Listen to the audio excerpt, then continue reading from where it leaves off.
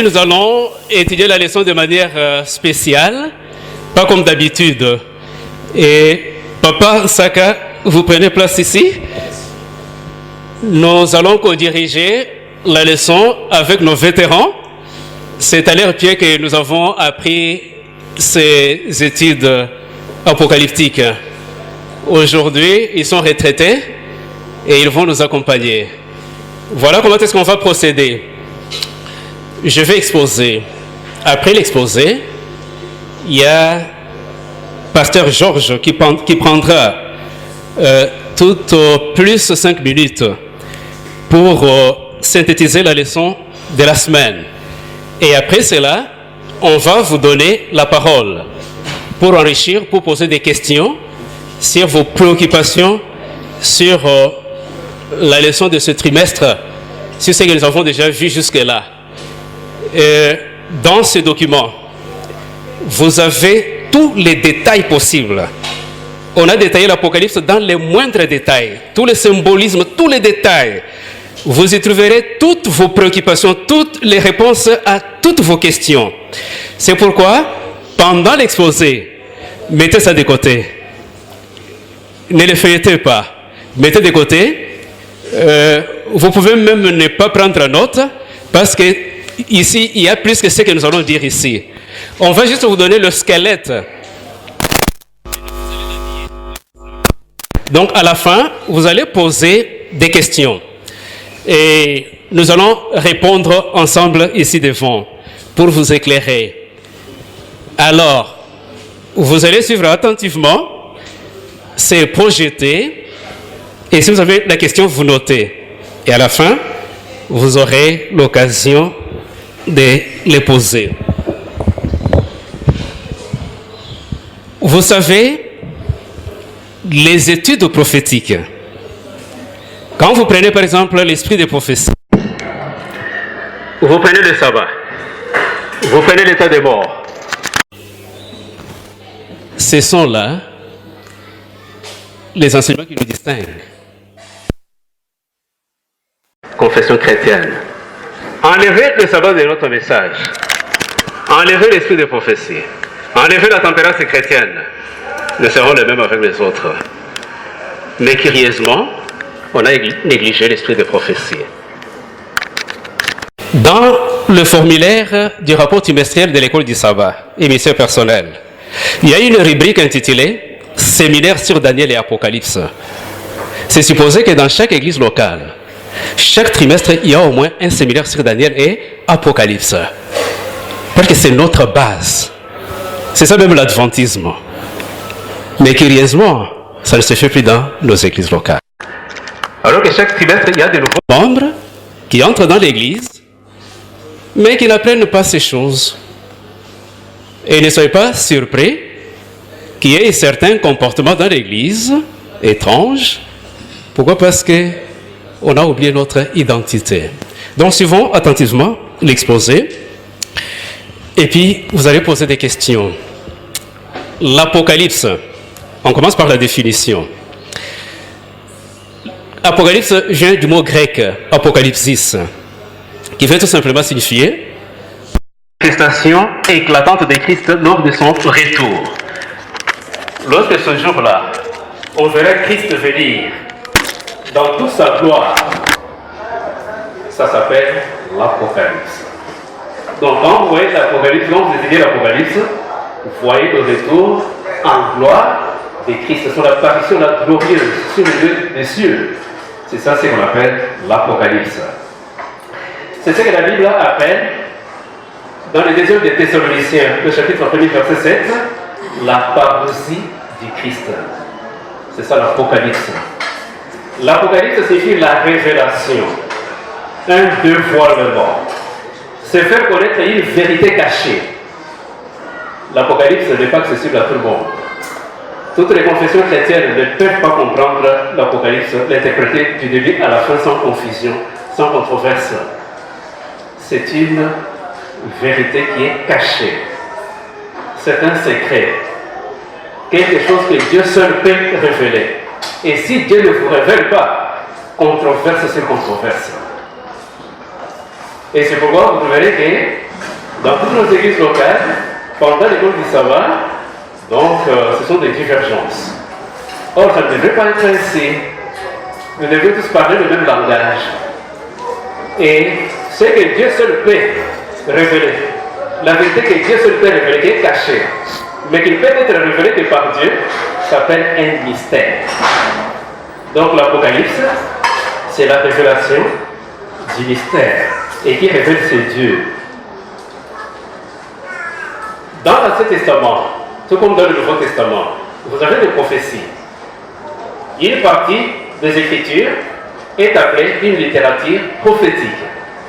Mais il arrive des fois que cette prophétie devienne annonciatrice de l'avenir et parle des choses de la fin de temps, y compris le retour de Christ.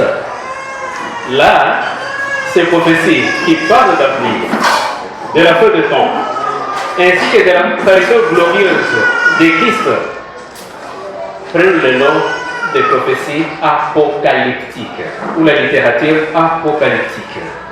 Toutes les prophéties de la Bible qui parlent du temps de la fin, qui annoncent le retour en gloire de Christ, sont appelées les prophéties apocalyptiques.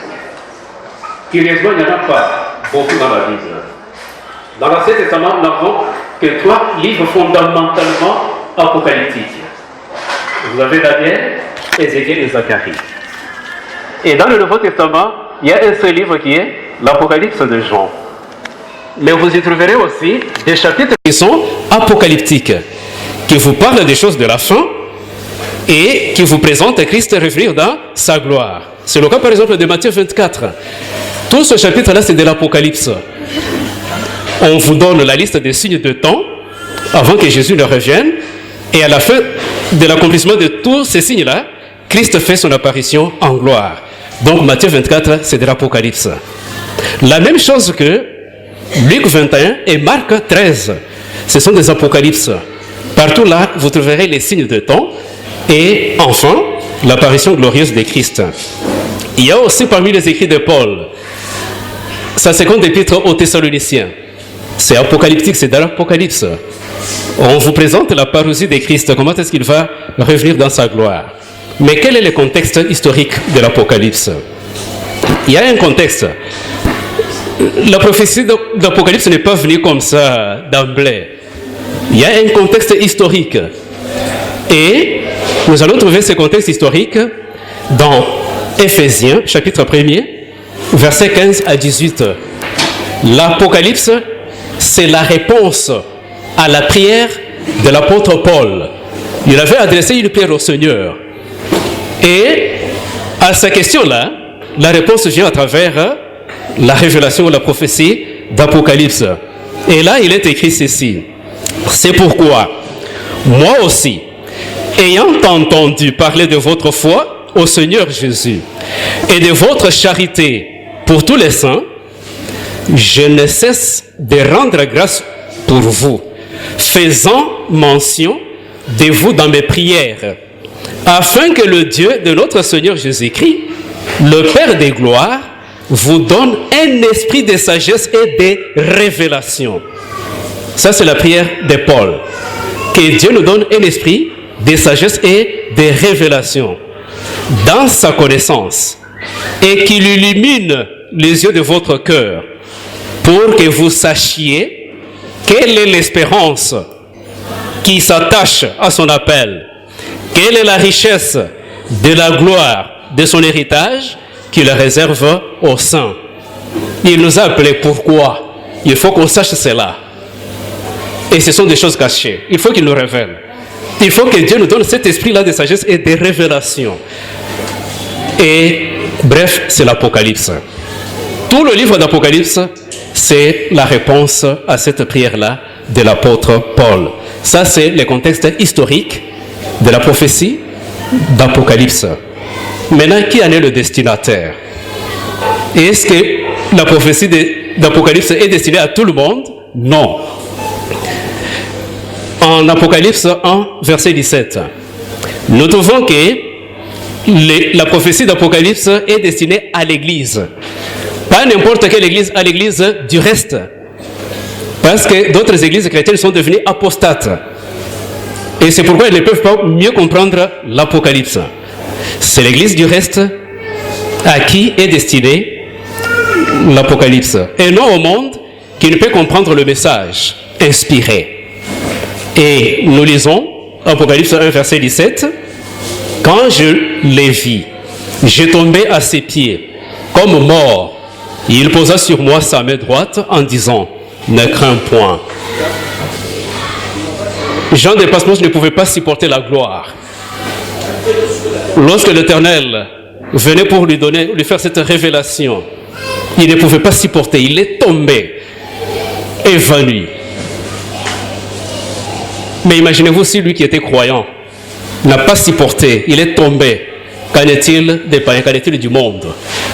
Donc l'Apocalypse n'est pas destiné au monde, l'Apocalypse est destiné à l'Église et l'Église du reste. Mais vous trouverez trop de symbolisme dans l'Apocalypse. Et c'est ça ce qui donne des controverses et des confusions. Mais ce symbolisme est clair. Si vous avez l'esprit de sagesse et de révélation. Trop de symbolisme. Mais la question que nous voulons nous poser, c'est de savoir pourquoi trop de symbolisme, trop d'images. Au lieu de parler seulement ouvertement, on parle d'un léopard ailé. On vous parle de monstres à 10 cornes, on voit une 11e corne sortir, arracher d'autres cornes jetées, proférer des blasphèmes. Pourquoi nous parler dans ce langage-là au lieu de nous dire seulement clairement? Pourquoi parler de la bête qui monte de la mer, la bête qui monte de la terre, de cette tonnerre, de cette église Pourquoi tout ça? Trop de symbolisme. Il y a 4 raisons pour cela. Que le Seigneur a donné cette révélation sous un langage voilé, imagé. La première raison, c'est une méthode audiovisuelle pour faciliter la mémorisation du message. Lorsque je vois seulement la bête qui monte de la terre, je comprends déjà qu'il s'agit de tel royaume. Quand je vois la bête à cette tête à 10 cornes, quand on me parle des dragons, je sais de quoi est-ce qu'il est question. Quand on me parle de 666, moi qui suis croyant de l'église du reste, je comprends ce que ça veut dire. Mais les gens du monde vont donner autant d'interprétations. C'est Obama, c'est ceci, c'est là, ainsi de suite. Ça n'a rien à faire avec l'Apocalypse. Oui, ça n'a rien à faire. Première raison, c'est pour nous permettre la mémorisation du message. C'est un matériel didactique. Et vous savez, quand vous apprenez à l'enfant de la maternelle ou bien de la première année primaire, les chiffres, les nombres, vous parlez de façon théorique, c'est compliqué. Mais si vous avez le boulier compteur, ça reste dans la mémoire. Et tellement que c'est intéressant, Dieu a voulu que nous puissions mémoriser facilement. C'est pourquoi il a utilisé le symbolisme. Deuxième raison, c'est pour camoufler la vérité. Parce qu'elle n'est pas pour le monde, elle est pour l'Église. Il faut la camoufler, il faut la cacher. C'est pourquoi on a parlé des mystères. Pourquoi la cacher? C'est pour décourager les opposants, les détracteurs. Imaginez-vous si vous dites que 666 c'est pape, ou c'est la papauté, à cette époque-là, ou même aujourd'hui. Vous savez, alors que ce message est en train d'être diffusé sur le digital, il y a un prêtre qui va m'appeler là, avec des paroles dures. Vous voyez, il n'a pas pu supporter. Mais si on pouvait donner toute l'Apocalypse, littéralement, peut-être qu'on aurait brûlé, quand on avait fait brûler là, on aurait tout brûlé, jusqu'aujourd'hui rien ne resterait. Mais pour décourager les opposants, Dieu a donné ça sous une forme imagée, et avec l'esprit de sagesse, il permet aux membres de son Église du reste à comprendre cela, ce que le monde ne peut pas comprendre. Troisième raison, c'est un moyen pour sauvegarder les porte-paroles, les messagers eux-mêmes. Imaginez-vous tel que Jean écrivait là. S'il écrivait ça littéralement, vous savez ce qui lui serait arrivé? Quand même c'était caché, vous savez combien est-ce qu'ils ont souffert? Voilà pourquoi Dieu a utilisé le symbolisme. Et la dernière raison, c'est un moyen pédagogique pour nous aider à dissocier les choses. La bête qui monte de la terre est différente de la bête qui monte de la mer. Le lion ailé est différent, par exemple, de l'ours qui se penche d'un côté ou du léopard à 4 têtes et ailé. C'est un moyen qui nous aide à dissocier les différentes vérités de la Bible. Et ça nous permet aussi d'avoir une attention soutenue. Quand vous regardez les différents monstres là, ça vous demande beaucoup plus d'attention. Il faut une concentration pour comprendre. Non seulement l'attention, ça vous invite à l'étude. Vous devez étudier, fouiller. Vous allez dans le Nouveau Testament pour chercher à comprendre.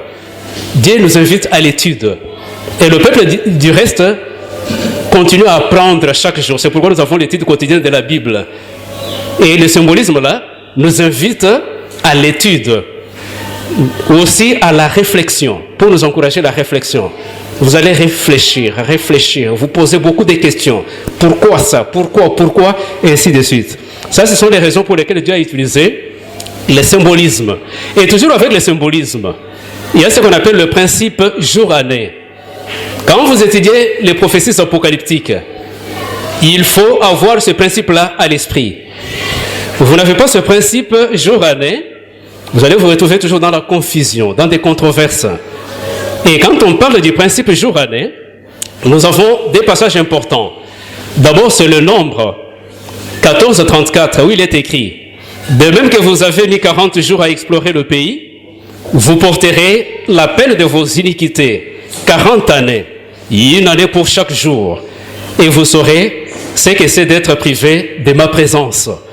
C'est-à-dire, un jour égale un an, dans le langage symbolique.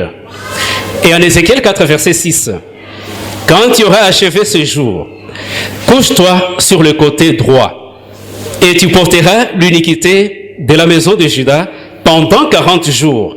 Je t'impose un jour pour chaque année. Quand vous étudiez les prophéties apocalyptiques, ne comprenez pas les chiffres littéralement. Les chiffres ne sont pas quantitatifs. Dans les prophéties apocalyptiques, les chiffres sont symboliques. Il faut chercher à comprendre ce que ça veut dire. Quand on parle de cette église, il ne faut pas compter une église, deux églises, trois églises. Dieu n'a pas cette église, Dieu a une seule église. Mais pourquoi est-ce que dans l'Apocalypse, on nous parle de cette église?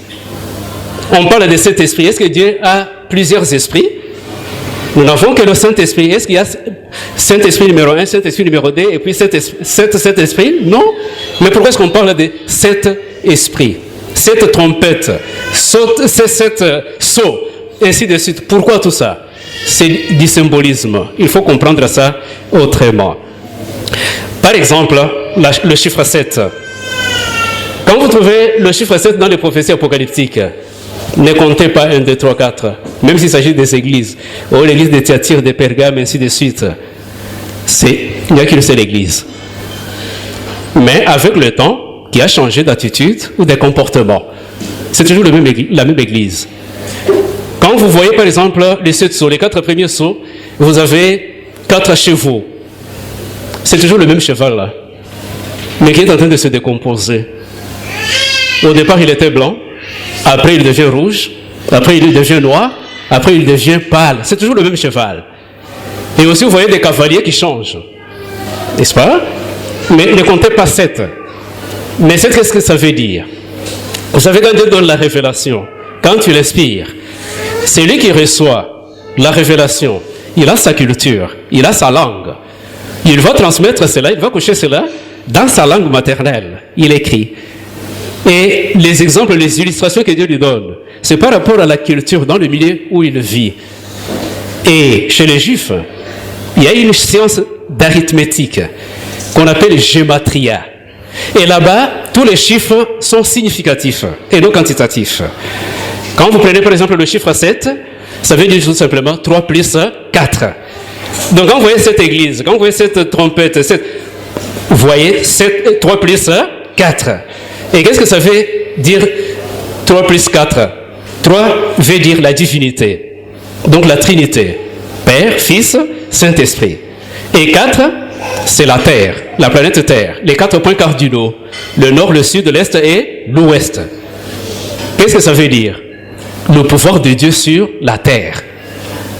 C'est ça le chiffre 7. N'allez pas compter 1, 2, 3, 4, non.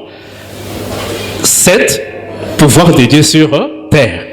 Cette église, pouvoir de Dieu sur son église.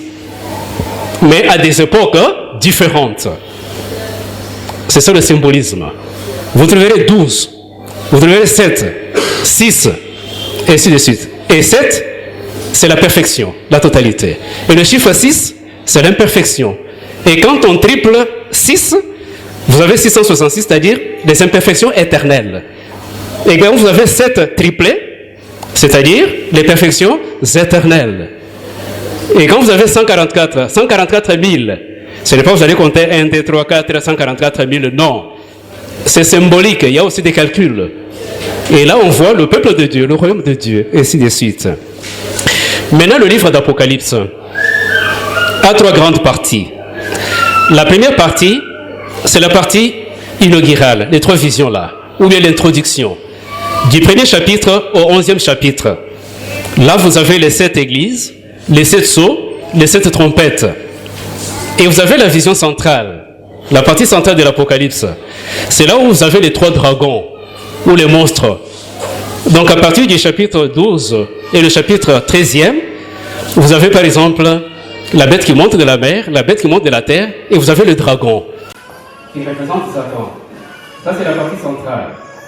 Et la conclusion, la partie terminale, à partir du verset 14 et du chapitre 22 jusqu'au chapitre 22e, et là, nous avons les 7 groupes, nous avons le jugement du monde, et nous avons le paradis restauré. Et là, Christ revient. Donc, retenez que l'Apocalypse, ça c'est 3 grandes parties là. Il y a les visions inaugurales, vous avez la vision centrale, et vous avez les visions terminales. C'est ça l'Apocalypse. Mais depuis qu'on a commencé le trimestre, nous sommes encore dans la partie inaugurale. Cette semaine, nous avons étudié les 7 trompettes. Et dans quelques minutes, nous allons survoler tout ce que nous avons appris depuis le début, jusqu'aujourd'hui, dans quelques minutes, mais de façon simplifiée et claire. Pour que vous puissiez avoir le squelette de l'Apocalypse, les orientations et les détails, vous les trouverez dans les supports que vous avez. Très riche ces supports-là, il faut les garder jalousement. Maintenant, suivons ensemble pour les 7 églises qui sont devant nous. Les lettres aux 7 églises, ou messages adressés aux 7 phases du petit troupeau dispersé. Ce sont des phases d'une même église. C'est toujours la même église là, mais qui passe par 7 phases. Donc ayons cela à l'esprit. Vous avez la première église. C'est quelle église? Éphèse. Elle signifie quoi? Désirable. Ce qu'on apprécie, ce qu'on aime. Pourquoi désirable? Vous comprendrez. C'est Christ lui-même, n'est-ce pas, qui a commencé cette église-là. L'église apostolique. Pure, sans tache, irréprochable. La vérité sans mélange. Et ça, c'est l'église primitive des apôtres. Et c'était au 40e siècle, 1er siècle. Donc l'église chrétienne, au 1er siècle, portait le nom d'Éphèse, qui veut tout simplement dire désirable. Deuxième église, qui s'appelle comment? Smyrne. Et qui signifie quoi? Amertume, tout était amer pour cette église. C'est pourquoi, en Apocalypse 2, verset 10, le Seigneur avertit cette église pour dire quoi? Ne crains pas ce que tu vas souffrir. Voici, le diable jettera quelques-uns d'entre vous en prison, et vous aurez une tribulation de 10 jours. Sois fidèle jusqu'à la mort, et je te donnerai la couronne des vie. Message donné à l'église chrétienne, mais à quel moment de l'histoire? Entre le deuxième et le 3e siècle. Ça, c'est le message adressé à l'Église. Elle devait passer par la persécution, par des difficultés. C'est pourquoi elle porte le nom d'amertume pendant cette période-là. C'est l'Église sous la persécution impériale. Et la 3e Église, c'est Pergame. 3e phase. Château d'élévation. L'Église courtisée par le pouvoir. Vous voyez, le monde commence maintenant à pénétrer l'Église. Les choses sont en train de changer.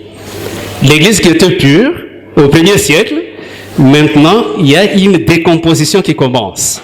La persécution a commencé et maintenant c'est le pouvoir profane qui courtise l'Église. Et quatrième phase, Thyatire, n'est-ce pas? Consommation des victimes. L'Église est maintenant persécutée. Là, c'est le Moyen-Âge, les ténèbres dans l'Église. Et là, ce sont les catholiques qui sont en train de régner. Et c'est la confusion qui entre dans l'Église de Dieu. Et cinquième phase, Sardes, ou chant de joie, ou résidie. Vous voyez, avec les persécutions là, il y a quand même un reste, même si on persécute, le reste de Dieu est toujours là. C'est pourquoi on parle de résidie. Même si les ténèbres sont entrées, mais le reste de Dieu est toujours là. Tout le temps, Dieu a toujours un reste qui lui est toujours fidèle. Même Élie en son temps, il dit non, non, tout le monde s'est apostasie. Dieu dit non, non, ne vous en faites pas. Il y a encore un reste qui n'a pas encore fléchi les genoux devant Baal. À toutes les époques, même s'il y a corruption, mais le reste de Dieu est toujours là. Le résidu. Ça, c'est le message adressé à l'Église au temps de la réforme et après. Maintenant, ce sont les réformataires qui reviennent. Donc, vous comprenez que l'Église a été formée, déformée et réformée. Maintenant, c'est la réformation de l'Église du 16e au 18e siècle. Et après, sixième phase, c'est Philadelphie, qui veut dire quoi? L'amour fraternel. Vous voyez? Et ça, maintenant, c'est une période de mission. Il y a le réveil prophétique. Il y a des missionnaires qui vont quitter l'Occident vers l'Orient et même vers l'Afrique. Les premiers missionnaires sont venus, le Robert Moffat, sont venus ici, en Afrique, pour évangéliser, avant que David Livingstone ne puisse venir. C'était pendant la phase de Philadelphie. Et ça, c'est au 19e siècle. Et 20e et 20e siècle, cette phase, comment est-ce qu'on appelait l'Église? La Odyssée. Le peuple est juste, jugement du peuple. Maintenant, le jugement est en cours, aussi dans le sanctuaire céleste. Nous qui vivons aujourd'hui, nous vivons pendant le jugement qui est en train de se faire au ciel. Voilà brièvement le message sur les 7 églises. Maintenant, qu'en est-il des 7 sceaux? À partir du chapitre 6 jusqu'au chapitre 8e. Jean voit un rouleau, ce livre, scellé, et il s'inquiète. Parce que quand tu le regardes au ciel, il ne voit personne qui puisse ouvrir ce sceau, ces livres. Et il était inquiet. Inquiet pourquoi? Mais comment savoir le contenu si ce n'est pas ouvert? Et il y avait aussi 4 cavaliers qui étaient sur les 4 chevaux représentant les 4 premiers sceaux.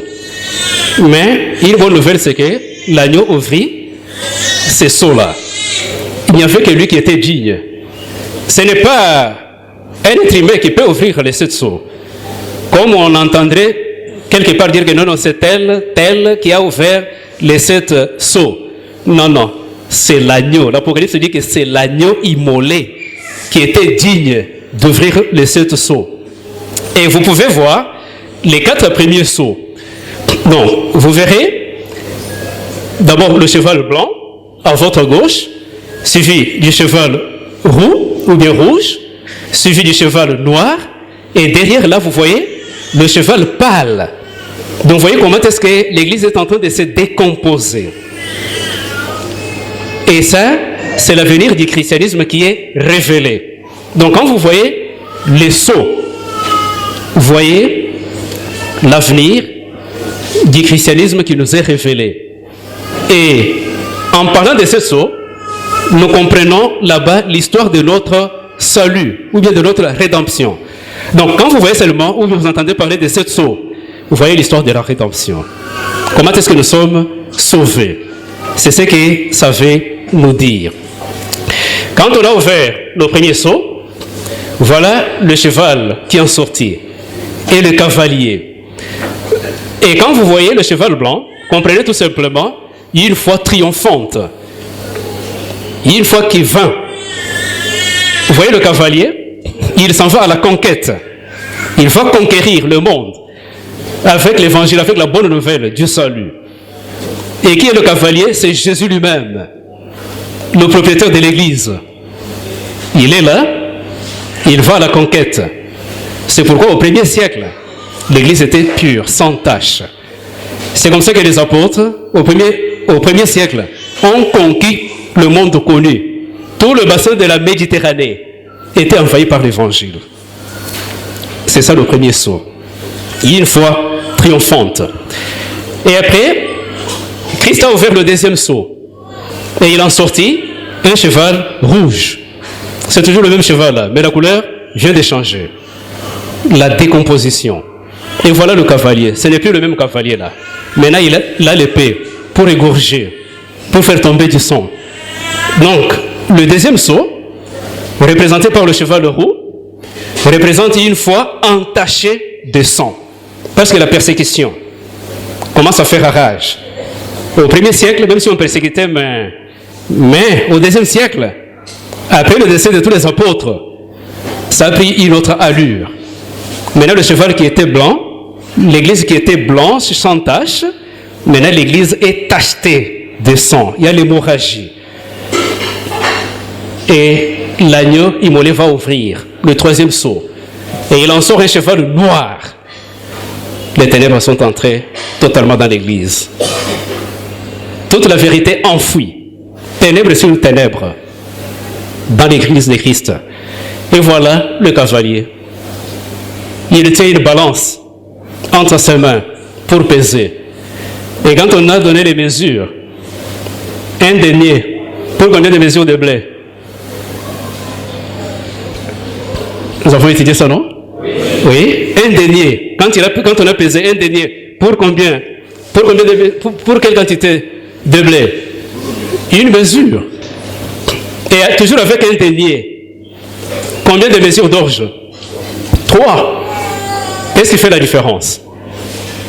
Pendant cette période-là, des ténèbres, avec le troisième sceau,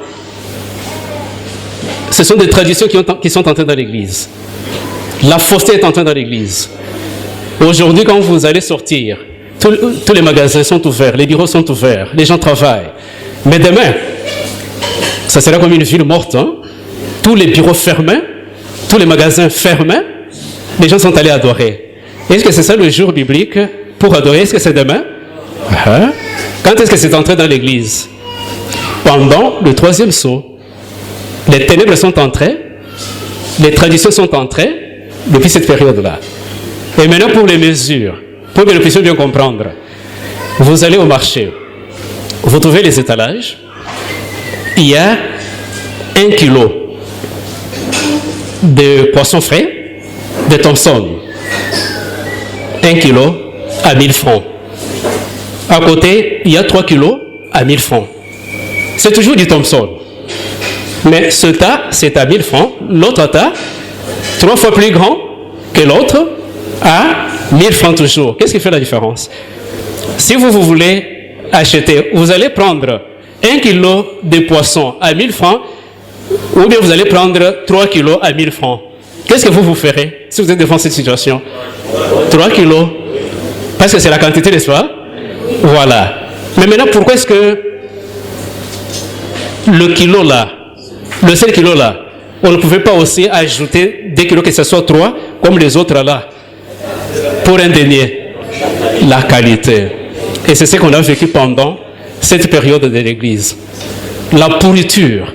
Donc ce que vous prenez là, vous dites ça, nous allons consommer en grande quantité, mais vous allez consommer la pourriture. Ça va vous amener la maladie et ça va vous conduire à la mort.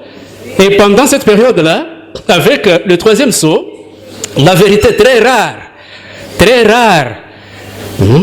On vous tue même pour la vérité. Mais le mensonge, si vous en voulez, vous aurez des tonnes et des tonnes. La fausseté, vous voyez? Et ça, c'est le troisième sceau. Et quand l'agneau a ouvert le quatrième sceau, c'est un cheval pâle. Et vous voyez, quand l'enfant est anémique, hein, quand il n'a plus du sang, vous voyez sa teinture, n'est-ce pas? Il devient pâle. Et c'est ça avec l'Église.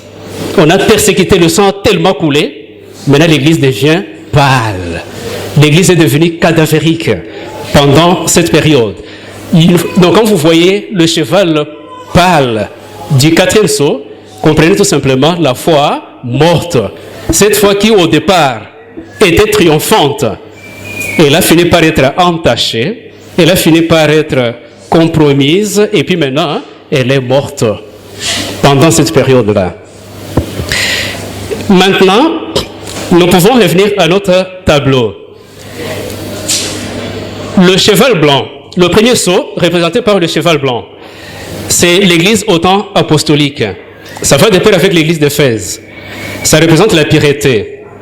Et le cheval rouge, ça c'est le deuxième sceau. L'église persécutée par les empereurs. C'est ce qu'il faut entendre par cela. Il y a eu l'altération, la décomposition. Le troisième sceau, c'est le cheval noir. L'église adoptée par les empereurs. Ce sont les empereurs maintenant qui adoptent l'église de Dieu. Et la décomposition continue. Cinquième sceau, ce sont les âmes sous l'autel. La réforme réhabilite 50 millions de martyrs. C'est la réformation qui commence. Pendant cette période-là, l'église romaine, ou bien le pouvoir romain, a persécuté au moins, a tué au moins 50 millions. Mais imaginez-vous un peu, à cette époque-là, la population mondiale était de combien? Mais à cette époque-là, on a détruit au moins 50 millions. C'était sérieux, à cause de la vérité. Non pas parce qu'ils ont commis tel ou tel péché, non, tout simplement parce qu'ils présentaient la Bible et la Bible seule. Ils sont morts. C'est pourquoi on parle des âmes sous l'autel. Au lieu que ce soit les brebis, les agneaux, mais ce sont les êtres humains qu'on est en train de tuer, d'égorger. Et après cela, le sixième sceau, ce sont les signes de la fin. Et ces signes de la fin, dans le soleil, dans la lune, dans les étoiles et les tremblements de terre. Ce sont les signes dont Christ avait parlé au 1er siècle. Il dit que quand on lui a posé la question de savoir à quand ton avènement et quel en est le signe, il leur a donné les signes. Parmi les signes qu'il a donnés, pour nous montrer que nous sommes arrivés au temps de la fin, ces signes-là viennent à travers le sixième sceau. Donc quand vous voyez le sixième sceau d'Apocalypse, vous voyez les signes de la fin de temps promis par Christ. Et cela est arrivé pendant cette époque-là, au 19e siècle. Il y a eu la pluie de météorites. Il y a eu des éclipses solaires. Il y a eu des ténèbres pendant la journée. Et ça a inauguré le temps de la fin. Donc, depuis le 19e siècle, nous sommes déjà au temps de la fin. Donc, Christ revient bientôt. Et ce retour-là n'est pas une éventualité lointaine. Le bientôt, là, c'est réellement le bientôt. Il revient bientôt. Et entre le sixième sceau et le septième sceau, il y a ce qu'on appelle l'intermède. L'intermède. Il y a une parenthèse. On ne passe pas directement. Le Seigneur n'a pas directement ouvert après l'ouverture du sixième sceau. Il n'a pas ouvert le septième. Non. Il y a un temps qui se passe avant qu'on ouvre le septième sceau. Et ce temps-là, on l'appelle l'intermède. Et qu'est-ce qui se passe? Il y a 4 anges qui retiennent le vent des guerres. Pourquoi? Pour que le scellement ait lieu, qu'on appose le sceau sur les habitants de la terre. Vous voyez ça? Et il y a le sceau de Dieu et il y a la marque de la bête. Le scellement doit se faire entre le sixième sceau et le septième sceau. Or, avec le septième sceau, c'est le retour de Christ en gloire, c'est sa parousie. Mais avant qu'il ne vienne, on doit sceller les siens. Et c'est pourquoi il y a ce temps-là. On a retenu le vent, c'est-à-dire les violences, pas de troubles pour que le message des 3 anges soit prêché et atteigne tous les habitants de la terre, que chacun fasse son choix avant que lui ne revienne et ne fasse son apparition en gloire. Donc les 144 000 sont scellés. Et qui sont les 144 000? Et est-ce que les 144 000 là, on va compter 1, 2, 3, 4 jusqu'à 144 000? Non, c'est symbolique. Et retenons que les 144 000, en dehors des 144 000, il y a la multitude, n'est-ce pas? J'ai entendu le nombre, n'est-ce pas, de ceux qui étaient scellés, c'était combien? 144 000. Mais quand tu le regardes devant le trône, il a vu combien? Une multitude qu'on ne pouvait pas compter. Donc, il y a ces 2 groupes de gens-là. Donc les 144 000, avant le retour de Christ, avant qu'il ne fasse son apparition sur les lieux des cieux, tous les croyants, tous les chrétiens qui lui seront fidèles, qui ont reçu son sceau, n'est-ce pas, qui sont encore vivants, irréprochables, qui le verront apparaître sur les lieux des cieux sans passer par la mort, de toute nation, de toute tribu, de toute langue, de tout peuple. Tous ces chrétiens-là, qui vont l'accueillir, le voir comme ça sans passer par la mort, ce sont eux qui font partie des 144 000. C'est symbolique. C'est pourquoi ils auront même à chanter un cantique nouveau que les autres ne peuvent pas comprendre. Pourquoi? Parce qu'ils sont passés par une expérience exceptionnelle. Ils ont connu les derniers moments de l'histoire de la terre, des tribulations jamais connues. Mais ils ont suivi toujours l'agneau. Ils ne l'ont pas renié. Malgré les tribulations, ils sont restés toujours fidèles à leur Créateur. Ces gens-là feront partie des 144 000. Mais la multitude, d'où vient-elle? Tous les justes morts, depuis Adam, jusqu'au jour où Christ va faire son apparition sur les lieux des cieux, leurs sépulcres vont s'ouvrir, ils se réveillent de la poussière de la terre. Avec les justes vivants, il y a l'enlèvement, nous rencontrons Christ dans les airs, et nous allons au ciel. Pour y passer combien de temps? 1000 ans, et après 1000 ans, pour quelle destination? Retourner sur la. Et pour combien de temps? Pour l'éternité. Et c'est après le scellement, et par là même du scellement, il faut retenir deux choses. Il y a le sceau visible et le sceau invisible. Et qu'entendons-nous par le sceau visible et invisible? Nous devons être baptisés du Saint-Esprit. Et le sceau visible, c'est quoi? Le sabbat. N'est-ce pas? Voilà. Le scellement doit se faire. Et après le scellement, finit le temps des grâces. Et qu'est-ce qui doit se passer? Christ doit revenir. Et c'est ça l'ouverture du 7e sceau. Et au chapitre 8, verset 1er, quand il ouvre le premier sceau, le 7e sceau, qu'est-ce qui se passe? Silence. Et le silence de combien de temps? Demi-heure. Maintenant, après l'ouverture du 7e sceau, Christ va revenir. Notre Seigneur Jésus-Christ, escorté par les saints anges, va quitter le ciel pour nous rejoindre sur terre. Et là, il vient avec tous les habitants du ciel. Le ciel va se vider. Il n'y a personne qui restera au ciel. C'est pourquoi on parle du silence. Mais combien de temps? Demi-heure. Demi-heure là, c'est littéral ou bien c'est symbolique? Symbolique. Mais littéralement, c'est quelle durée? Demi-heure là. Oui, c'est quelle durée? Maintenant, après, il va descendre. Mais il va descendre quand? Qui peut nous donner la date et l'année? Ce n'est pas connu. C'est pourquoi il y a le point d'interrogation. Mais tout simplement, nous devons être prêts. Parce que nous sommes déjà au temps de la fin. Bientôt là, il revient. Silence dans le ciel. Il y a des explications possibles. La première, conformément à Matthieu 25, 31. Parce qu'on dit, il descendra avec tous les anges. Tous les anges. Pas même un seul ne va pas rester. Les 4 êtres, les 24, tous vont l'accompagner. Ils vont rester faire quoi au ciel si le Père descend entre dans le cortège avec son fils pour les noces? Le fils va prendre sa femme, son épouse, sur la terre. Et le Père va rester au ciel faire quoi? Il accompagne son fils. Il va assister aux noces. Comment est-ce que son fils va prendre son peuple qui lui est resté fidèle? Et si le Père est dans le cortège, vous, chers humains, vous restez au ciel pour louer qui? Personne. C'est pourquoi le ciel reste vide. Silence là, c'est au ciel. Pendant une demi-heure, silence au ciel parce qu'il n'y a plus le bruit des harpes. C'est dans le cortège qui est descendu sur la terre pour prendre les justes ou l'église de Christ. Donc, silence produit dans le ciel par la venue sur terre du Christ avec toute la population du ciel. Silence d'attente faisant suite aux démonstrations d'adoration et aux hymnes de louange décrits au chapitre 5 et 6, quand on avait visité la salle du trône. Maintenant, quelle est la durée littérale de la demi-heure avec le principe jour-année? Dans quel livre? Dans Nombre et Ézéchiel. Sur base de ce principe-là, un jour prophétique égale un an littéral. Soit combien de jours? 360 jours. Pourquoi pas 365 jours? Parce qu'un mois a 30 jours. Et aujourd'hui, tous les mois ont 30 jours. N'y a-t-il pas le mois de 28 jours et de 31 jours?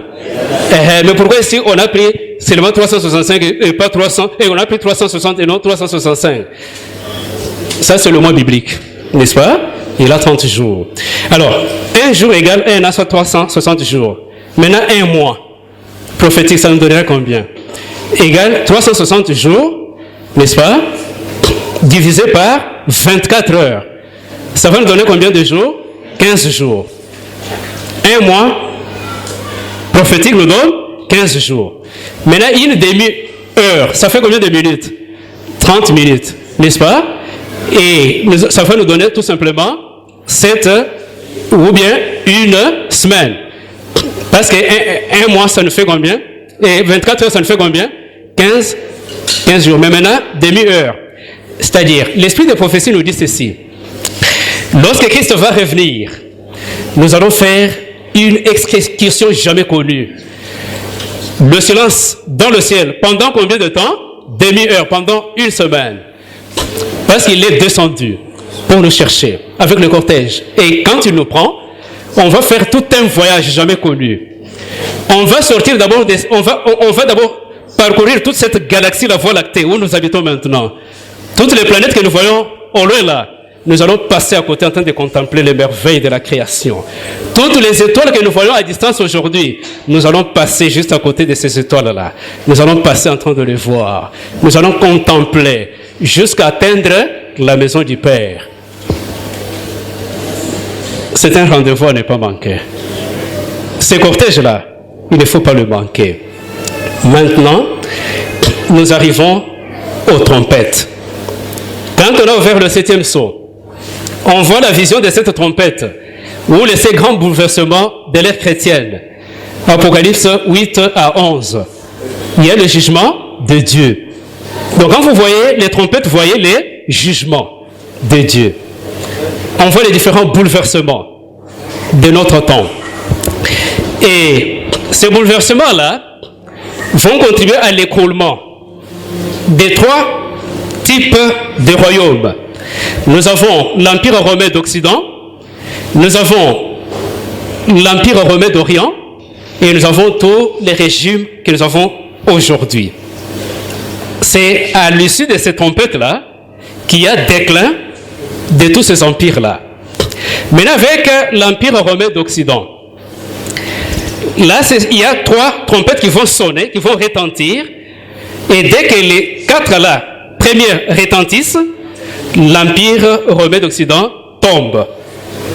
Et il faudrait encore 2 autres trompettes pour que l'Empire romain d'Orient aussi tombe. Et entre la 6e trompette et la 7e trompette, il y a encore une parenthèse, mais une double parenthèse maintenant.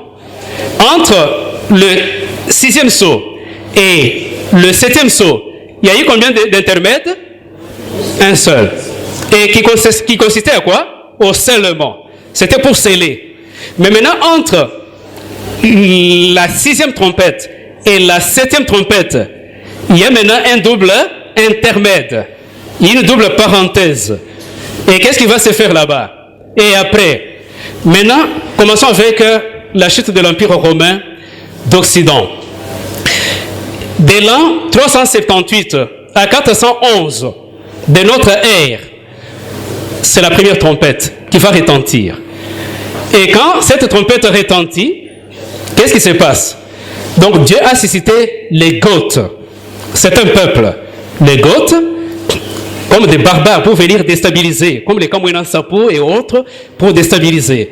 Voilà. On peut dire que ce sont les Kamwina Sapo de la première trompette. Ils ont commencé à secouer, à déstabiliser, petit à petit. Et ils ont été conduits par un général du nom d'Alaric. C'est Alaric qui étaient à la commande. Et pendant 33 ans, ils ont vraiment secoué l'Empire romain. Mais ils n'ont pas provoqué son déclin, mais quand même ils l'ont fragilisé. Troisième trompette va sonner. Entre 409 et 476 de notre heure. Là, il s'agit des Vandales. Ils occupaient le Maghreb. Ils ne sont plus aujourd'hui. Pourquoi? Parce que la 11e corne les avait déracinés et jetés. Et les Vandales vont commencer à secouer l'Empire romain d'Orient. Et ils ont été escortés par Genséric. C'était leur général. Et pendant 67 ans, ils ont saccagé, secoué l'Empire. Et chaque trompette ne faisait que fragiliser avant que l'Empire ne tombe. Et la troisième trompette va sonner de 450 à 453. Là, ça n'a pris que 3 ans. Là, c'était les Huns. Ils ont été conduits par Atatila. C'est lui qui était leur général. Ils ont secoué, ils ont fragilisé encore l'Empire. Et de 476 à 552, c'est la 4e trompette qui sonne. Là, ce sont les Hérules. Ils viennent, ce sont eux maintenant qui vont mettre à pied, à genoux, l'Empire romain d'Occident. C'est comme ça que l'Empire romain d'Occident est tombé, a connu le déclin. Et ils ont été conduits par Odoacre. Et c'était pendant 76 ans. Après, c'est la 4e trompette. Là maintenant, la 5e trompette, elle concerne l'Empire romain d'Orient. De 630 à 780, nous avons la 5e trompette qu'on appelle cette fois-ci premier malheur. Là, ce sont les Sarrasins. Les Sarrasins, ce sont des Arabes, donc les musulmans. Donc, l'église islamique est née au cours de la 6e trompette. C'est la 6e trompette qui a engendré l'église musulmane. Vous voyez ça? Et ils ont commencé aussi à secouer. Pendant combien de temps? Pendant 5 mois. Littéraux, n'est-ce pas?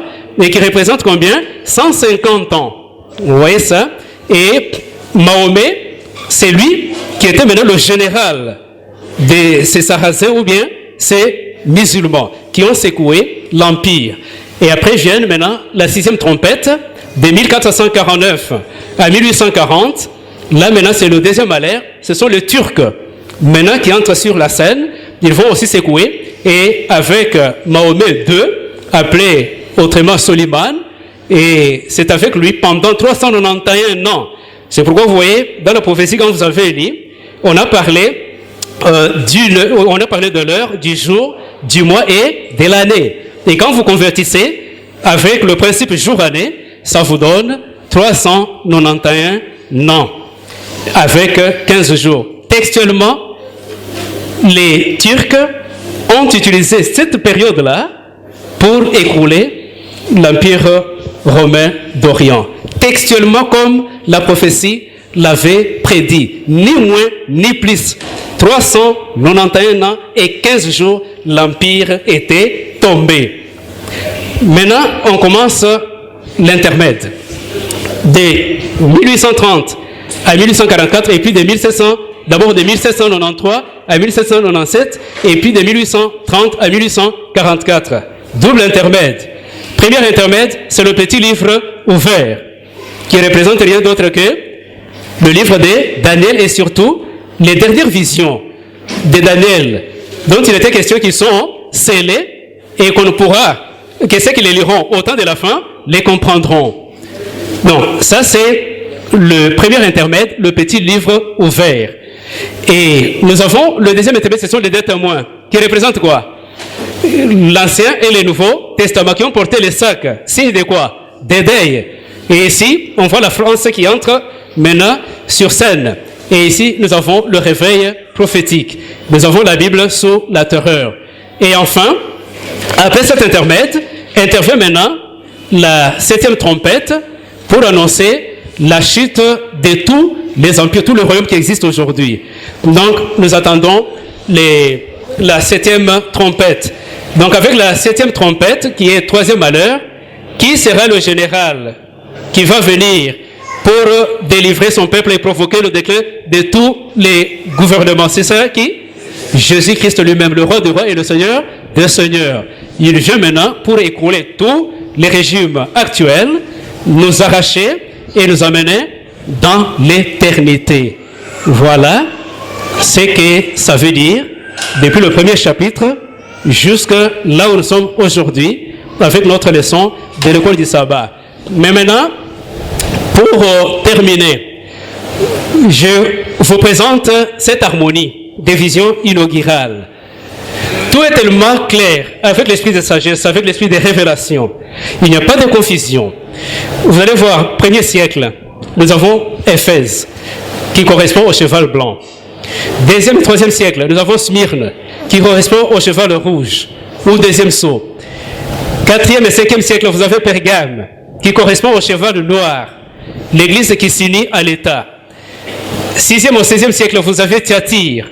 Là, vous avez la consommation des victimes, qui correspond au cheval livide. Et pendant 1260 ans, l'Apocalypse parle de 42 mois. Multiplié par 30 jours, ça vous donne 1260 ans.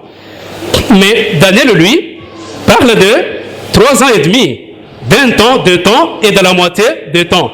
Mais quand vous utilisez le principe jour-année, que ce soit avec Daniel, que ce soit avec Apocalypse, ça vous donne toujours, voilà, 1260 ans. Oui, pareil. Et ensuite, à partir du 16e siècle, vous avez Sardes, qui correspond aussi au 5e sceau, qui parle des âmes sous l'autel de la Réformation. Et vous avez ensuite, 19e siècle, Philadelphie, qui correspond au sceau parlant des signes de la fin. Et maintenant, 20e et 21e siècle, nous avons la Odyssée. Et pendant cette période, il y a le scellement, et après le scellement, il y aura silence. Ça, c'est pour les sceaux. Mais qu'en est-il des trompettes? Les 4 premières trompettes vont ensemble avec les 3 premiers sceaux. Le tableau là est clair. Et la 5e trompette va de pair avec Thyatire et le cheval pâle. Mais c'est juste une partie du cheval pâle. Vous voyez? Là, c'est la 5e trompette. Elle est là, mais qui correspond avec Thyatire, avec le 4e sceau, et c'est juste à ce niveau-là. Et après, c'est la 6e trompette. La 6e trompette prend une période de Thyatire ou du 4e sceau, et prend une autre partie du 5e sceau, ainsi que de la 5e église. Et le petit livre ouvert, donc le 10e chapitre d'Apocalypse, prend aussi une partie des Sardes, et puis une partie de Philadelphie, ou bien des signes de temps. Et pendant le 6e sceau et la 6e église, vous avez les 2 témoins qui commencent là et qui vont jusqu'au début du 20e siècle, c'est-à-dire de la Odyssée. Et après ça, c'est la 7e trompette pour annoncer le retour de Christ dans sa gloire. Amen. Tous les détails seront là-bas, dans les moindres détails. Gardez ça jalousement et n'allez pas garder, mais allez lire. Vous allez trouver tous les détails sur ce que nous venons lire et retenir et mettre en pratique surtout, parce que bientôt Christ revient. Alors, je donne moins de 5 minutes à Pasteur Georges. Il va révisiter la leçon de cette semaine pour la contextualiser. Et après lui, on vous donne la parole pour les enrichissements et les questions. Merci beaucoup, papa. Toute la semaine, je crois que tout le monde possède quand même cette leçon. Les sujets, c'était cette trompette. On venait quand même de détailler en grande partie. Nous voulons seulement dire quelque chose. Les trompettes que nous avons, n'est-ce pas, étudiées toute la semaine symbolisent le jugement de Dieu. En Israël, les trompettes étaient utilisées pour de différentes fins. Par exemple, la guerre. Les trompettes annonçaient la guerre. La fête. Les trompettes pouvaient annoncer aussi la fête. Toutes les prières là, toutes leurs plaintes, tous leurs cris, ça montait tout droit vers le trône de Dieu. Et le trône de Dieu là, quand ça montait alors, et pensaient que comme le temps coule, il n'y a pas de réponse. Maintenant la réponse à ces prières là, c'était juste les trompettes ou le jugement de ces peuples. Nous pouvons un peu dire, comme on venait de le dire, les deux premières trompettes annoncent le jugement sur les nations qui ont crucifié Christ et persécuté l'église primitive. Jérusalem est rebelle et l'Empire romain. Là, on ne peut pas revenir. Les deux premières trompettes devraient frapper Jérusalem, qui a persécuté les saints, devraient aussi frapper l'Empire romain, qu'il soit d'Occident ou qu'il soit d'Orient. Les deux premières trompettes devraient frapper. Troisième et quatrième trompette dépeignent le jugement de Dieu contre l'apostasie de l'église chrétienne médiévale. Là, nous avons parlé de l'église du Moyen-Âge. On venait de nous dire ici comment les ténèbres spirituelles sont entrées dans l'église et comment l'église est devenue morte. L'église a adopté de faux enseignements.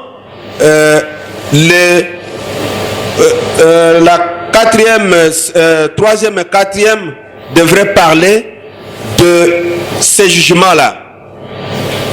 Et nous voyons encore les cinquième et sixième trompettes.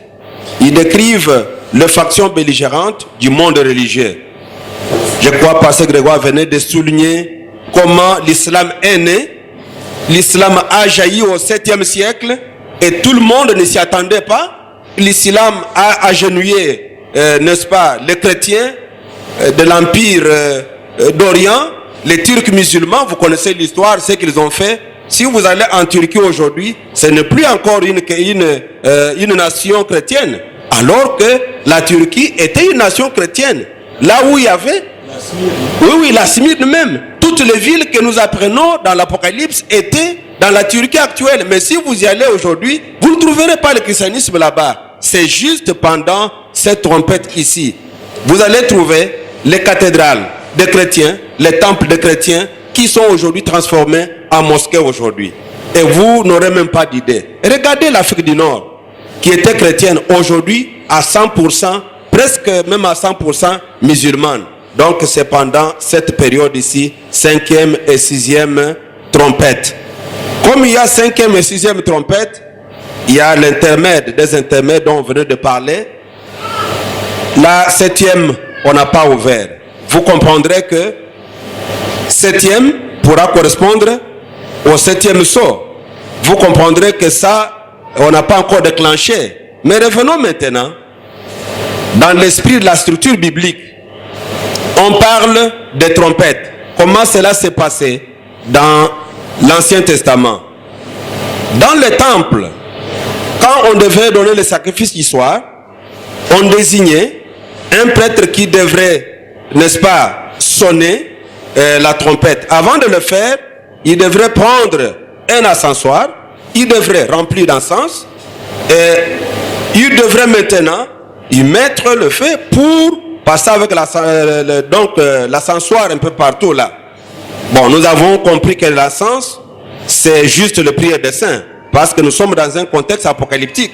Il faut relier tout simplement. Et quand le prêtre terminait à passer avec son encensoir partout, il devrait sortir et jeter ça dans le couloir. Et dès qu'il jette, ça provoquait un grand bruit.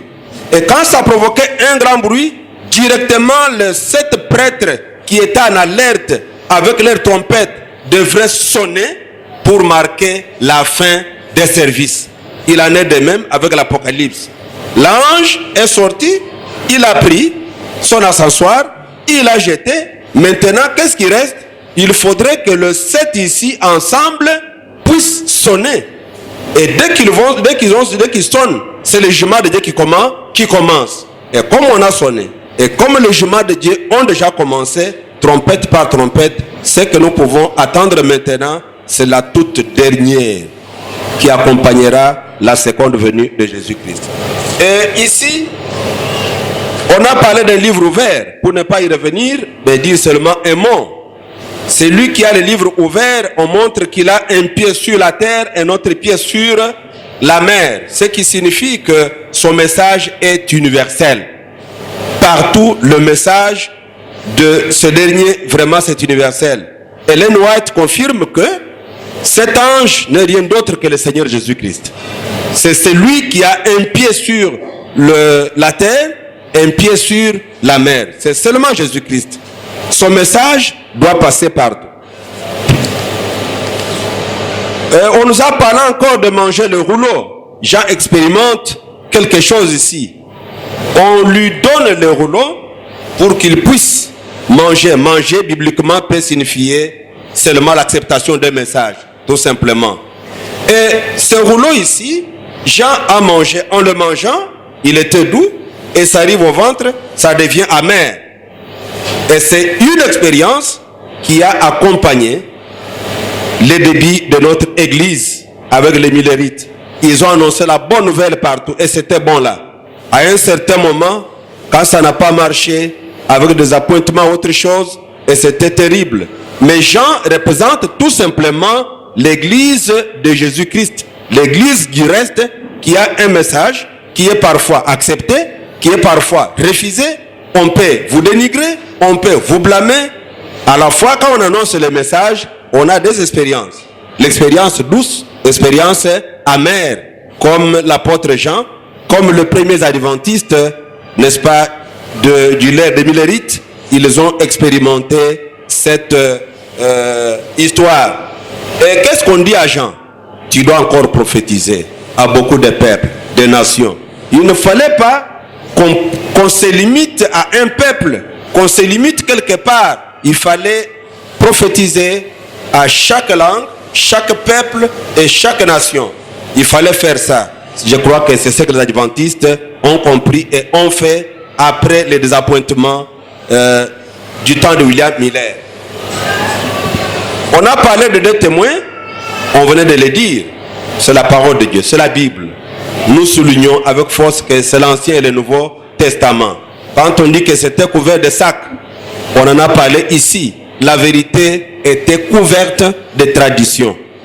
Aujourd'hui, vous allez voir, les gens acceptent des traditions parce que c'est depuis cette période que la vérité a été couverte de traditions. Les commandements de Dieu remplacés par des traditions humaines. Et c'est ça qu'on pouvait appeler, n'est-ce pas, le témoin qui était couvert de sacs. Si nous pouvons nous résumer, nous pouvons tout simplement dire cette trompette représente le jugement de Dieu contre un peuple rebelle qui a opprimé l'église du reste, qui a opprimé le peuple de Dieu. Que le peuple de Dieu ne puisse jamais le lâcher devant des difficultés pour dire que Dieu n'entend jamais. Non, il écoute nos prières. Quand nous prions, ça monte vers le trône de grâce et Dieu est prêt à juger tout ce qui nous font du mal. On peut s'arrêter là-bas. Merci.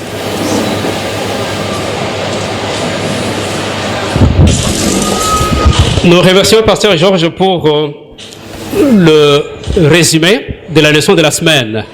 Maintenant, vous avez la parole, vous posez les questions et voilà comment on va procéder.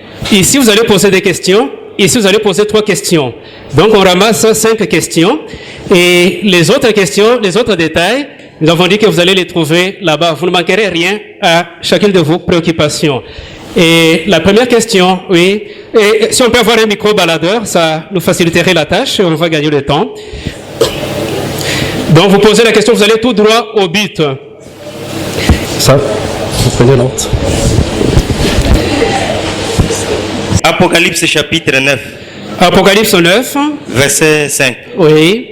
Là-bas on nous parle de sauterelles, les fumées, mais surtout la durée qui est de 5 mois.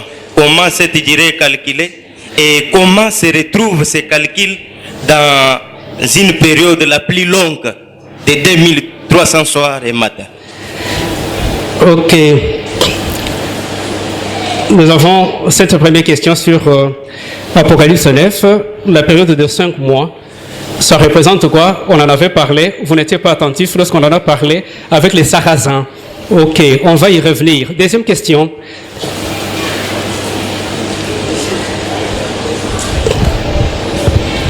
Oui, moi, ma question est autour du verset 1er. Verset 1er du quel chapitre? Chapitre 8. Ok, Apocalypse 8, verset 1er. Quand il ouvrit le 7e sceau, il y eut dans le ciel un silence d'environ une demi-heure.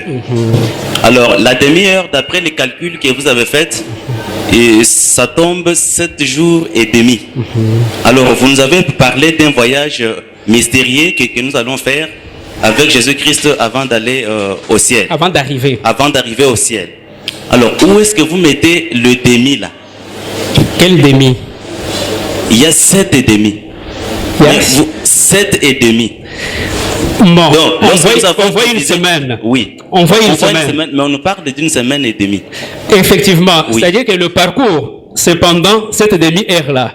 Et demi-heure, selon le principe... Bon, on note d'abord. OK. Oui. Donc, ma question réside autour de le et demi, là. Où est-ce que nous mettons le et demi? Merci beaucoup. Oui. Nous passons de ce côté ici. 3 questions. Oui. Il me reste une question ici. On avait l'idée ici, 3 ici. N'empêche, continue d'abord avec les 3 ici. OK.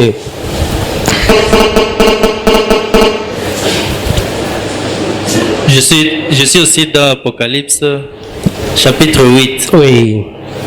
le verset 1-2. On dit qu'il ouvrit le 7e sceau, il y eut dans le ciel un silence d'environ une demi-heure. Et j'ai vu les 7 anges qui se tiennent devant Dieu, et 7 trompettes leur furent données. Quand je lis, je comprends que c'est une succession d'idées. On dit il y a demi-heure et je vis les 7 anges avec les 7 trompettes. Et quand vous nous avez expliqué, les 7 trompettes ont commencé à retentir un peu avant quoi. Un peu avant. Oui, c'est ce que je voulais savoir le plus. Très bien. Vous êtes de bons étudiants, vous avez bien suivi la leçon. OK.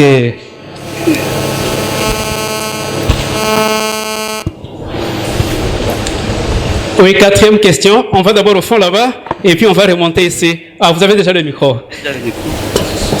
Moi, je suis sur le livre d'Apocalypse, Oui. chapitre 1er, verset 12e. Chapitre 1er, verset Verset 3e. Verset 3e. C'est écrit: heureux celui qui lit et ceux qui entendent les paroles de la prophétie et qui gardent les choses qui sont écrites.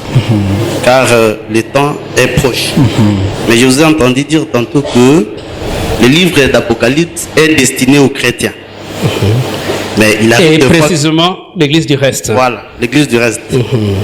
Et tous ces païens-là qui entendent lire et qui lisent le livre d'Apocalypse, quel est leur sort? Les païens qui lisent et qui entendent aussi. Oui. Quel est leur sort? Voilà. Merci beaucoup. On va au fond. Bon, ou bien, c'est deuxième, hein? 3e. Bon, allons d'abord au fond.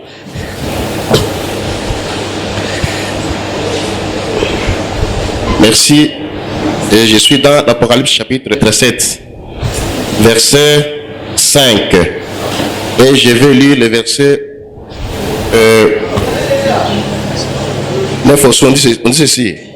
Après quoi, j'ai entendu le nombre de ceux qui avaient été marqués. 144 000.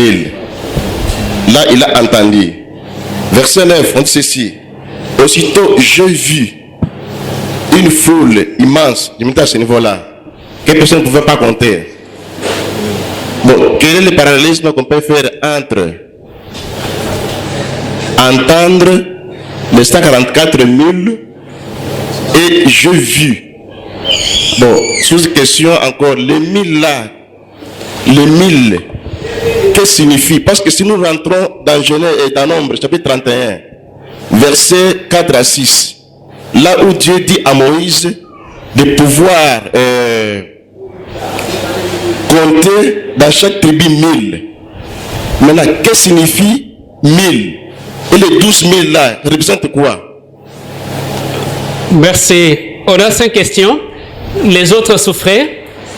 C'est le temps de l'école du sabbat. Il y a aussi le second service. Et comme je vous ai dit, d'autres réponses vous allez trouver là-bas. Par exemple, la dernière question là, les calculs sont aussi là-bas. Il y a toute une leçon qui fait ces calculs-là, de façon symbolique. Ok, nous passons à la réponse des questions. Et la première question, Apocalypse 9, verset 5. On a parlé ici de 5 mois. Bon, cette durée-là, dans les... Comment on arrive à ces calculs-là? Il a dit que Jésus, quand il revient sur cette terre pour prendre son épouse, le Père va quitter le ciel. Et les anges vont rester faire quoi au ciel? Absolument rien. Et au ciel, il n'y a qu'un silence absolu là. Et ce voyage pourra faire au moins 7 jours et quelques poussières de temps. Pourquoi ça? Quelques heures. Pourquoi ça? Chez les Hébreux, le principe yom ou jour, la partie de la journée s'appelle jour, 24 heures s'appelle aussi jour. Mais remarquons ici, si on va faire un voyage au ciel, vous pensez qu'on va commencer un certain lundi pour violer le sabbat? Non. Je pense que ce voyage, peut se faire le samedi soir. Pourquoi le samedi soir? C'est pour qu'on entre au ciel, peut-être un vendredi soir.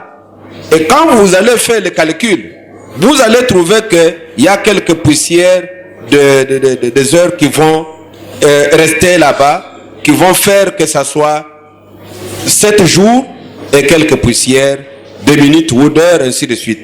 Donc c'est ça le calcul. Pour bien revenir, prenons le 31 décembre 2018 à 23 heures. Il est mort en quelle année? Vous croyez? La différence est de combien de jours? C'est pour vous dire que même s'il y a la différence d'une seule minute, c'est déjà le calcul que notre frère est en train de dire. Je vais encore aller rapidement. Jésus est resté dans la tombe combien de jours? Faisons le calcul. Il est mort quel jour? Il est enterré quel jour? Vendredi à peu près dans les après-midi, n'est-ce pas? Bon, comptez maintenant, prouvez-moi que c'est 3 jours de 24 heures. Prouvez-moi.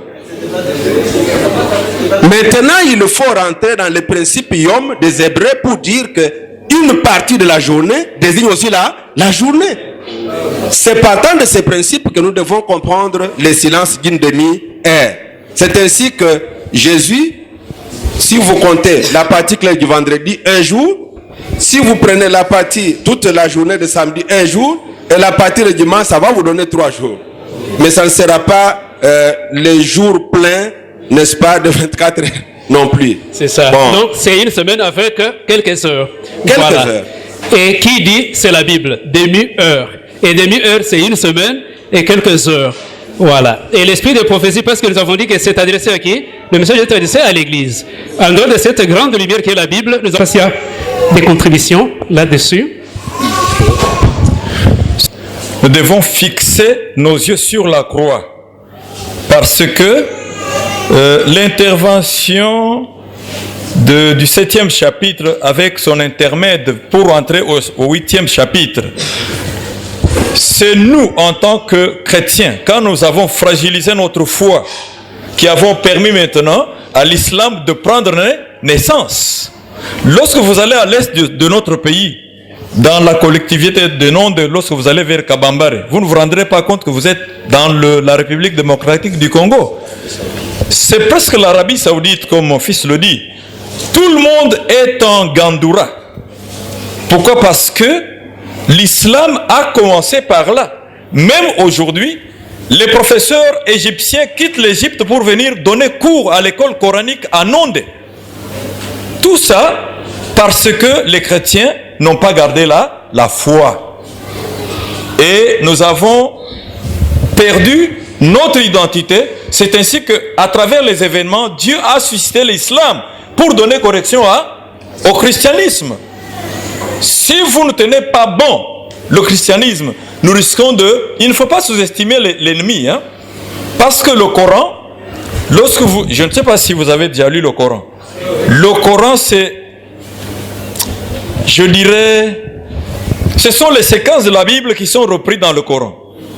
Et ils prétendent dire que ont reçu la dictée de Dieu que Mohammed écrivait. Mais moi, je sais néanmoins que ce sont les califes qui accompagnaient Mohammed, qui prenaient note de Coran.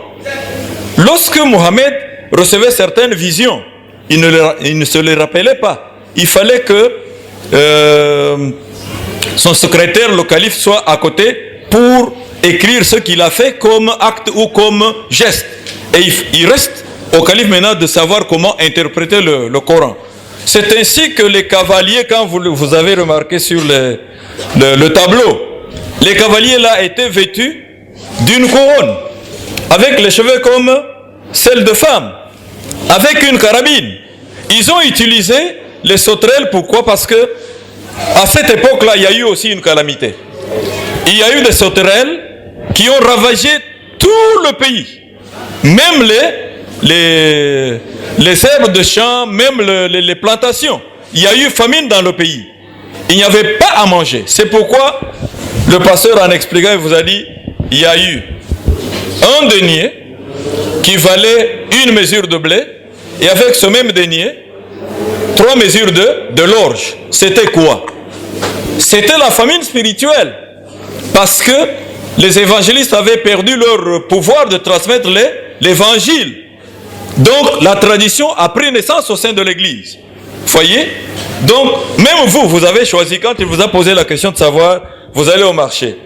Il y a 1000 francs pour un tas d'impiodi, n'est-ce pas? Et 1000 francs pour 3 tas. Vous allez choisir quel tas? Vous avez choisi les 3. Mais vous avez opté pour la famine spirituelle. Vous avez pris la nourriture qui ne vous construit pas spirituellement. N'est-ce pas? Maintenant, quand vous êtes affamé, qu'est-ce que vous allez donner aux enfants? Rien du tout. C'est ainsi que nous qui avions le courage de transmettre le message de 3 anges porte par porte, maintenant nous ne sommes pas capables de le faire. Nous avons laissé ce système à nos amis qui sont les témoins. Pourtant, c'est ça a commencé avec nous. Donc c'est pour vous dire que même à l'église médiévale, permettez-moi de faire cette parenthèse-là. Dans l'église médiévale, il y a eu compromission entre l'église et l'État. Et nous avons perdu ce que nous devions transmettre aux habitants de la terre. Pourquoi? Parce que c'est à cette époque-là que différentes traditions ont pris part dans les doctrines de l'église. Les reliques des saints, les indulgences, la confession auriculaire, le baptême des enfants, ainsi de suite. Lorsque Luther est parvenu à afficher ces 95 thèses-là à l'entrée de la cathédrale de Rome, on l'a taxé de tous les maux. D'abord, avant d'opter le nom protestant, nous avons subi beaucoup de critiques. On nous a considérés comme hérétiques. Donc les gens qui enseignaient des enseignements mensongers. C'est à force de peine, Luther allait subir la mort. S'il n'était pas soutenu par Frédéric de Saxe, qui était le commissaire de zone pour parler en tant que Zaïrois, on l'aurait tué en cours de route. Mais quand il est arrivé à Wat de Diems, il a défendu l'évangile en disant le juste vivra pas par la foi. Tout ce que j'ai écrit, si j'ai tapé à côté, prouvez-moi cela par la Bible. Et personne n'a pas su le convaincre. C'est ainsi que le nom hérétique a changé en protestant. Maintenant, nous nous appelons protestants, ça fait la fierté. Mais le sang a coulé pour arriver à ce niveau-là. Mes frères et sœurs, c'est pour vous dire que nous, en tant qu'adventistes, le message, comme la question que mon fils a posée de ce côté, est adressé à l'église et non pas au monde. Et à quelle église? À l'église du reste. Que celui qui lit fasse attention et qu'il fasse un effort pour qu'on comprenne. Merci beaucoup. Et là, on a abordé déjà la question suivante qui était posée. Heureux celui qui lit et ceux qui entendent. Il y a les païens aussi qui lisent et qui entendent. Et est-ce qu'on est sûr qu'ils entendent? Les païens, lire Apocalypse et entendre. Point d'interrogation. S'ils entendent, tant mieux. Mais sinon, ils peuvent lire pour ne pas entendre, pour comprendre. Et la dernière question, nous sommes en Apocalypse 7, puis verset 5 et aussi verset 9. Le nombre, il a entendu que le nombre c'est 144 000.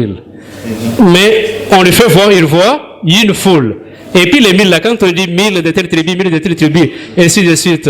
Bon, qu'est-ce qu'on peut retenir par là, Papa Alphonse? Merci.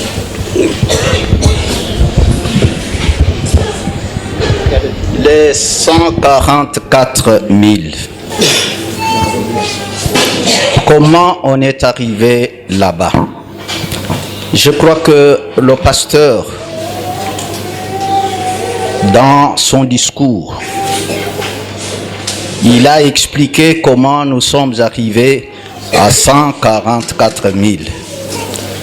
Et les 144 000, c'est la composition de 12 tribus d'Israël.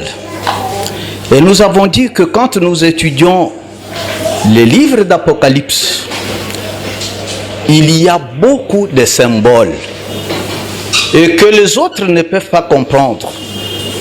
Alors, chaque nombre qui est donné est symbolique.